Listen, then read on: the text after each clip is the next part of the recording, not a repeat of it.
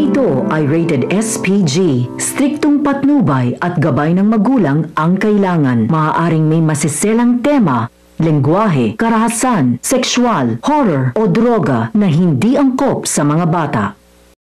Hindi pa rin talaga titigil si Morgana sa paghihigante. Uutusan niya si Gilbert na lagyan ng pasabog ang kotse ni Giselle. Kasama sa kotse sina Annalyn at RJ.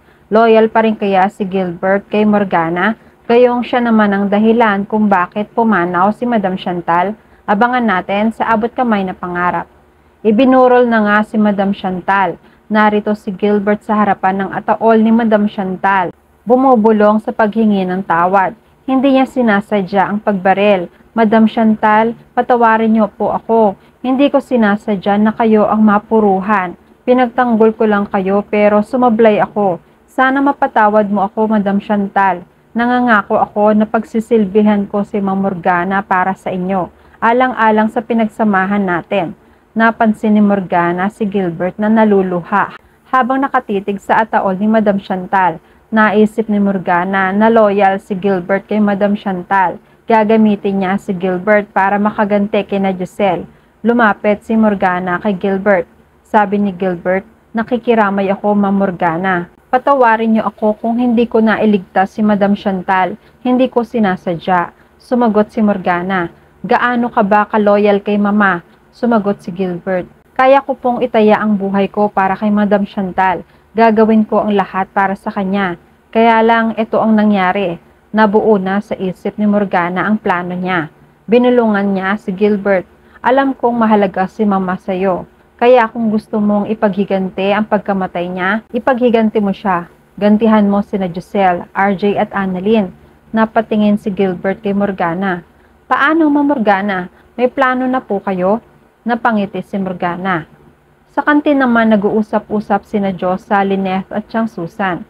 Sabi ni Chang Susan, tingnan mo nga naman ng panahon na akala ko ako ang mauuna sa pagpanaw dahil akala ko may sakit ako. Inunahan pa pala ako ni Chantal. Masamang damo yun na.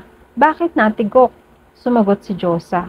Chang naman, huwag mo ikumpara ang buhay mo sa kanya. Hahaba pa ang buhay mo. Chang naman kung ano-ano pinagsasasabi niyo Sinaway rin ni Lynette si Chang Susan. Chang, ipagpasalamat natin na wala kayong sakit.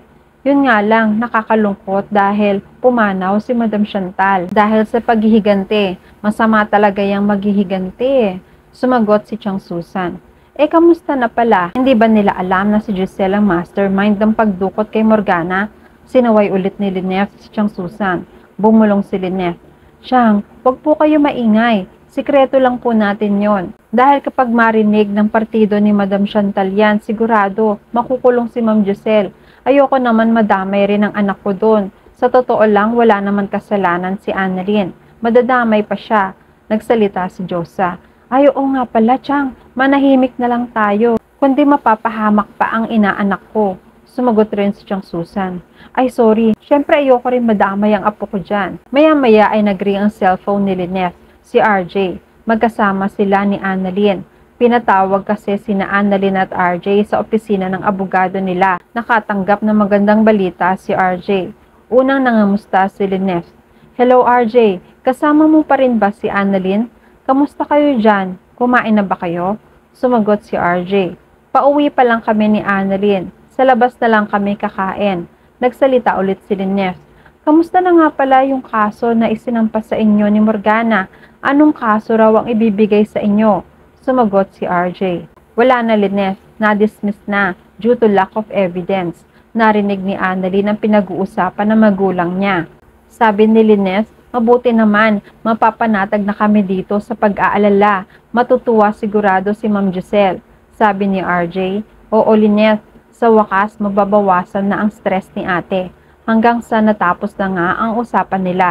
Hindi naman makatiis si Annalyn sa pagtatanong sa update ng kasong isasampasan ni Morgana. Tay, totoo po bang narinig ko? Wala na pong isasampang kaso sa inyo ni Tita Giselle? Ibig sabihin po, hindi na tayo pupunta ng korte? Ngumiti si RJ. Sabay tapik sa balikat ni Annalyn. Totoo ang narinig mo anak. Wala nang kaso. Hindi na tayo pupunta sa korte. At ang pinakamaganda doon, hindi mo na kailangan pang magsinungaling para ipagtanggol si Tita Giselle mo. Nakangiti si Annalyn. Talaga po, Tay. Salamat naman po at makakampante na si Tita Giselle. Makakatulog na siya ng maayos. Sumagot si RJ. Tama, Annalyn. Ngayong wala ng kaso si Ate Giselle, nabawasan na ang problema natin. Wala na rin si Tita Giselle mo sa Apex. Dalaw-dalawin natin siya sa bahay niya para mawili naman. Yan naman ang pagpaplanuhan natin kung paano siya makakabalik sa Apex. Tumango si Annalyn. Sige po, Tay, tutulong po ako para kay Tita Giselle. Nagkatinginan sila. Inakbayan na ni RJ si Annalyn para lumabas ng opisina. Sa kabilang banda, tuloy-tuloy pa rin ang plano ni Morgana. Galit na galit siyang lalo dahil hindi niya makasuhan si Giselle dahil wala siyang ebidensya para madiin sina Giselle at RJ. Pero hindi siya naniniwala na walang kinalaman ang tatlo dahil nalaman niya na nandoon sina Giselle, Annalyn at RJ sa mismong farm kung saan siya pinahirapan. Tinawagan na niya si Gilbert. Ayos na ba ang inuutos ko sa'yo? Gawin mo yan sa lalong madaling panahon. Sumagot sa kabilang linya si Gilbert. Opo, Ma'am Morgana, mababalitaan niyo lang sila sa dyaryo at telebisyon. Nagbilin pa si Morgana. Siguraduhin niyong malinis ang gawa niyo. Wala dapat makitang ebidensya. Sumagot si Gilbert. Oo naman, Ma'am Morgana. Ako nang bahala. Wala silang bakas na matutuklasan. Ibinaba na nga ni Morgana ang tawag. Gusto naman magpahinga muna ni Zoe sa pagbabantay sa burol ng lola niya. Pinuntahan niya si Morgana. Tita, ayos ka lang ba? Bakit parang humingiti ka dyan mag-isa? Napalingon si Morgana. Oo, Zoe. Natutuwa kasi ako sa maaaring mangyari mamaya. Makikita sa social media ang pagpanaw ni Giselle Tanyag. Nagtataka si Zoe. Mami, anong ibig mong sabihin? Lumapit si Morgana kay Zoe. Gaganti ako sa mga Tanyag. Hindi maintindihan ni Zoe. Sa mga Tanyag? Kay Tita Giselle ka lang gaganti, di ba? Napaisip si Zoe. Wait, Mami. Pati kay Daddy? Pero bakit pati siya idadamay mo dito? Di ba sinabi naman niya na hinanap ka nila ni Annalyn? Bakit pati si Dad kasama sa paghihiganti mo? Sumagot si Morgana. Naniniwala ka naman sa Daddy mo? Siyempre pagtatakpan niya ang ate niya. Ayaw niyang makulong ang ate niya kaya kung ano-anong pagsisinungaling na lang ang dinadahilan niya. Pero ma'am, huwag mo siyang idamay dito. Daddy ko siya. Nakatingin naman si Morgana. Zoe, alam nating dalawa na hindi mo daddy si RJ. Ayaw pumayag ni Zoe. Hindi pwede. Mahal ako ni Daddy. Mahal ko siya. Daddy's a good man. Kapag may mangyari sa kanyang masama, mauulila na ako sa ama.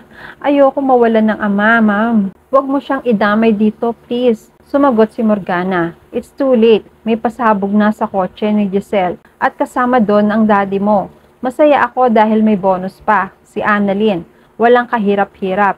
Isang sabog lang, 3 agad. Ang pagpepestahan sa balita mamaya. Samantala magkasama nga si na Giselle at RJ. May pupuntahan sila. Sakto na padaan si Annalyn. Iisa lang ang direksyon ng pupuntahan nila kaya nakiusap si Annalyn na kung pwede ba siyang makisabay. Hindi naman tinanggihan ni Giselle si Annalyn dahil pamangkin niya ito. Nung umandar na nga ang kotse ay may nakitang numero sa ilalim ng gulong. Malapit na itong sumabog. At yan ang mga pakakaabangan natin sa Abot Kamay na Pangarap. Please like this video and please subscribe to my channel. At magkita-kita po muli tayo sa mga susunod pang episodes.